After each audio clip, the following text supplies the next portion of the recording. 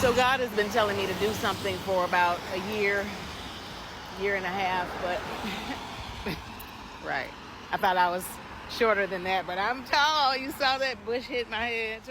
Okay. I'm getting taller in my close to middle ages.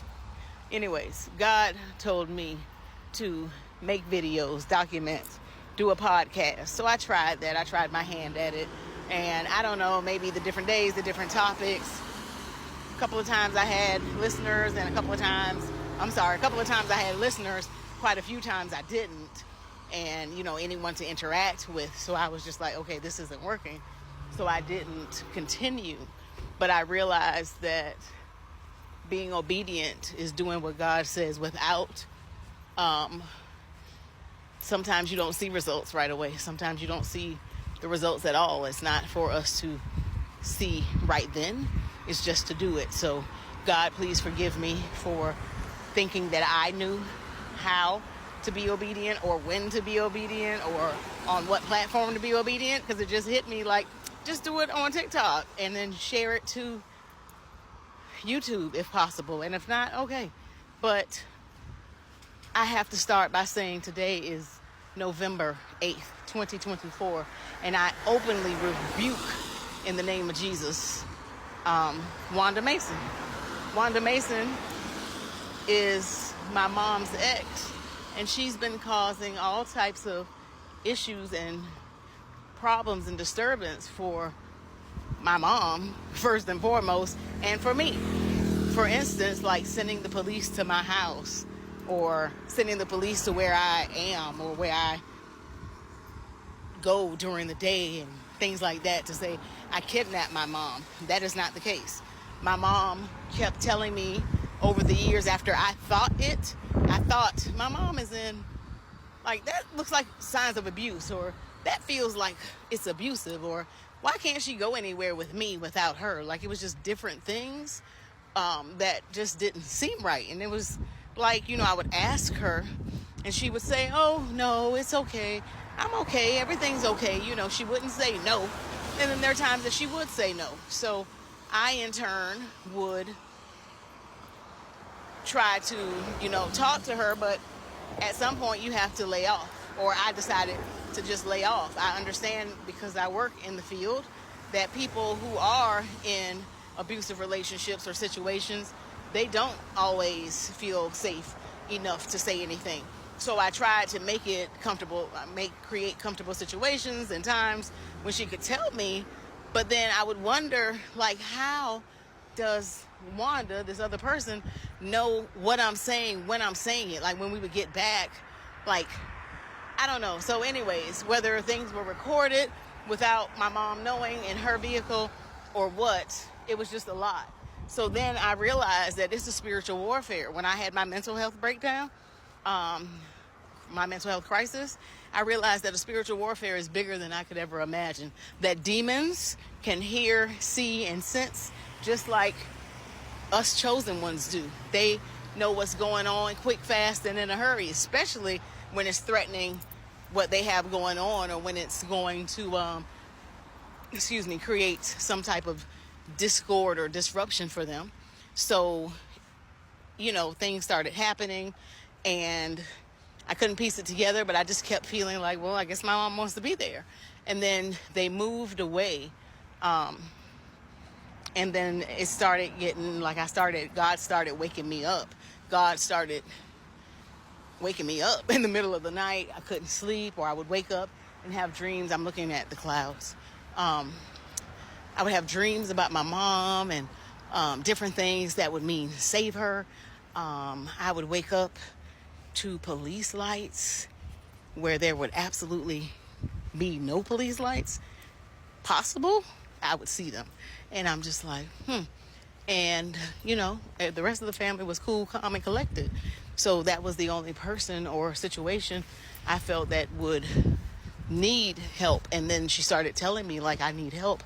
I'm stuck. And I'm like, okay, call the police. But because she was told that she had, or because they told law enforcement and everyone else that she had dementia or Alzheimer's, what would happen in our city, as well as when they moved to Georgia, is the police would say, well, she has Alzheimer's, she doesn't know, or she's just making it up because that's what her wife is saying. When in actuality, my mom has good sense majority of the time. If she doesn't have her medication right, if she doesn't have certain things, she may be a little off some days, some questions sometimes. But for the most part, she knows like she didn't feel comfortable, safe, or supported in that situation. So anyways, once I got a hold of that, I started calling and inquiring and fighting for her and fighting to speak to her. And then at one point we were speaking like twice a day. And then weekends it may be every other day. But I started getting the police involved in the area because my mom would tell me like I haven't eaten, I'm neglected. And I realized that she does forget things sometimes. But for the most part, I saw her with stitches in her head when she was hit in the head with a pipe. And Wanda admitted, yes, I hit her in the head with a pipe because she was pissing me off because she attacked me. But how do someone who can't walk, who could barely walk at the time and has Parkinson's and no strength, how do they attack you, an able-bodied, run around and play with kids and everything? How do they attack you to the point where you feel like threatened and you hit her in the head with a pipe? No. So there were times that I also heard about her. I overheard her making my mom increase her life insurance policy to $400 and some odd $1,000. So when I first heard it, it was just like, this is interesting. And I asked my mom about it, and she's like, no, everything's okay. But then once she was able to talk, the few times she's able to talk, she would say to me, yeah, something's wrong. Yeah, she's going to hurt me. Yeah, she's going to kill me. I'm afraid they're going to kill me, meaning her and her family and things like that. So I could have not listened to her. I could have, like I did majority of my life. But at this point, it was God waking me up. I was waking up, and it was like, you have to help your mom. Like, no one else is going to help her. And when I talked to family about it, she had done so much over the years to hurt so many people that absolutely no one was willing to help her. So if I could have slept and ignored it, I would have, but I wasn't able to. So eventually I was like, okay, God, if it's meant to be, then you'll make a way. And a way was made for me to go up and save her when she was missing for about 10 days. I'll say the first 24 hours I'm not speaking to her, I'm concerned. 2-3 days later, I'm calling for a wellness check.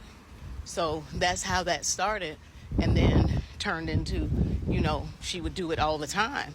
So the more you do it, the more I'm not speaking to my mom, and I know she's saying these things, I'm going to check on her the best way possible. So I went up to get her, literally almost in the middle of the night, saved her, brought her back to Florida where she would be safe and around family. Oh my God.